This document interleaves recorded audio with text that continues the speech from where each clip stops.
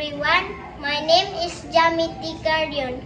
Right here, right now, join me and let's learn about addition. Let's begin. First, what is addition? Addition means putting numbers together. Do you recognize this symbol? Correct. This is plus sign. It means add. This is the symbol of addition. Well done.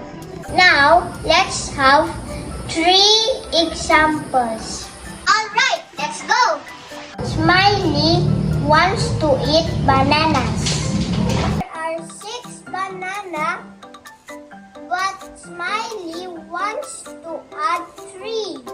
How many bananas are there?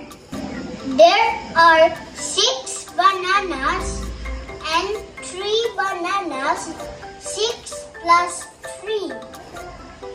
1, 2, 3, 4, 5, 6, 7, 8, 9 equal 9. So, 6 plus 3 is equal 9.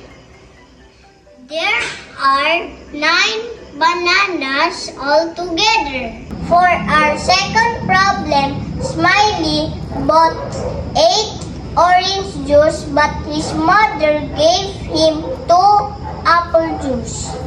How many bottles of juice does Smiley have? There are 8 plus 2 is equal 1, 2, 3, 4, 5, 6, 7, 8, 9, 10. 8 plus 2 is equal 10. There are 10 bottles of juice in all. For our last problem, Smiley wants to cook an egg for his family. He has 2 eggs. He wants to add 3 more eggs.